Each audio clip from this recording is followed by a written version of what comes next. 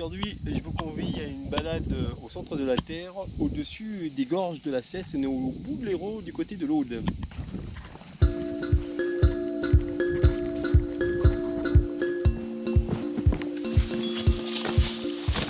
Et là, je suis Philippe Galland, qui est Monsieur Spéléo dans la région. Il m'amène voir un trésor. Alors Philippe, tu m'amènes voir quoi là?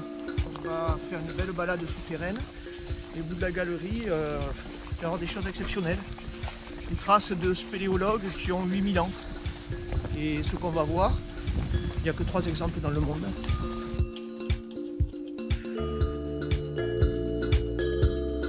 Ouais, là on va dans une deuxième partie de la grotte. Là, on va descendre dans le deuxième étage. Et Philippe me disait que c'est un abbé qui a découvert ce boyau en 1948. Un abbé spéléologue et archéologue en plus. Alors pourquoi c'était préservé?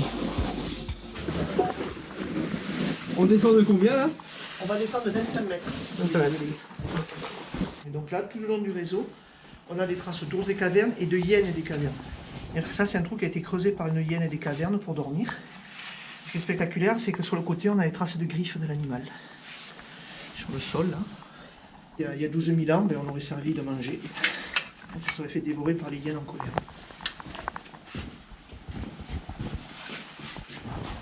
Voilà. Ce qu'on appelle des coprolites de hyènes. Ce sont des crottes de hyènes qui ont plus de 12 000 ans, puisque la hyène a disparu il y a 12 000 ans. Donc ça, c'est relativement rare de les voir comme ça en surface et aussi bien conservés.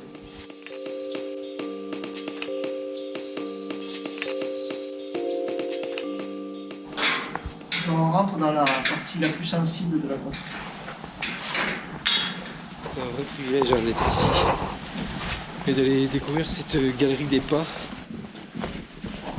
Donc ça, c'est tout le tronçon où les gens sont passés, où les empreintes se sont conservées. Partout ailleurs, ça s'est effacé pour différentes raisons. Et donc c'est une zone qui est très fragile, il ne faut surtout pas marcher dessus parce que la surface casse comme du cristal. Et quand tu regardes bien le sol, chaque fois que tu vois des petites zones d'ombre, ce sont des empreintes de pas humains, tout ça. Rien que là, tu as pratiquement 7 empreintes de pas humains. On a l'impression que c'est une famille. Parce qu'il y a beaucoup de petites traces, il y a beaucoup d'enfants. Et donc on a une date à 8000 ans par rapport à nous. Donc c'est une période qu'on appelle le Mésolithique, et qui est une période où la région est en train de se repeupler. Et donc c'est pas étonnant de voir des gens qui découvrent un paysage, qui vont parfaitement maîtriser la surface, et qui vont aussi maîtriser le sous-sol, parce qu'il y a des entrées de grottes partout, donc ils visitent. Ils sont vraiment des explorateurs, c'est des spéléologues. Tout ça, c'est lié au passage des gens. Ce sont que des empreintes de pas humains. Tout ça. Tout ça. Ils sont là, alors, dans une argile un peu plus liquide, donc on voit moins les orteils, on voit très bien la forme des pieds. Il y a pied droit, pied gauche. Pied droit, pied gauche. Et à côté, il traînait un bâton.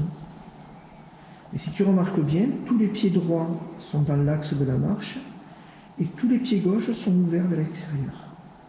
Donc le gars marchait avec un défaut de marche comme ça. Ah oui, il avait un pied beau, une sorte de pied beau. Voilà, il était boité. Donc voilà, donc ça c'est intéressant parce que là on caractérise vraiment un individu. Et donc cette personne-là, normalement, on va essayer de la retrouver là où on a les autres à plat dans le dos. On comprend bien le côté vraiment fragile hein, de cet endroit. Hein. Je suis un peu ému là. Là, tu as les premières traces humaines qu'on voit, qui sont les dernières pour eux. Hein. Parce qu'en fait, les hommes donc, venaient du fond de cette galerie, ils se sont arrêtés ici, ils ne sont pas allés plus loin. Ouais.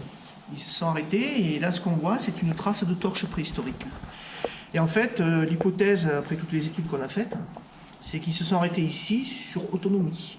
C'est-à-dire qu'ils étaient en exploration, donc ils avaient pris un certain nombre de torches. Puis quand ils en avaient consommé la moitié, ils ont dû se dire on va rebrousser chemin.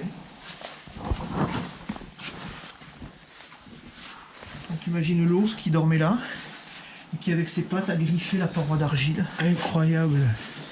Et tu as des incisions de plusieurs centimètres, alors du haut jusqu'en bas. Tout ce modelé là, ce sont les griffades d'ours. Et quand tu remontes, tu regardes bien, tout ça là, quand tu vois ces talus, c'est les hyènes qui ont tassé avec leurs fesses. C'est génial, sur les cheveux. Ah oui, c'est bien. Et tiens, tu vois, les glissades, on les voit partout. Elles ont On appelle ça le toboggan des fauves.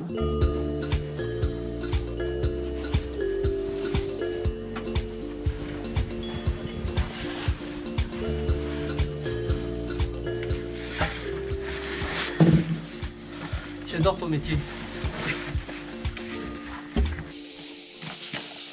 Voilà, c'est comme ça que se termine cette balade exceptionnelle sous terre à la recherche de spéléologues randonneurs de plus de 8000 ans. C'était émouvant, exceptionnel. À bientôt.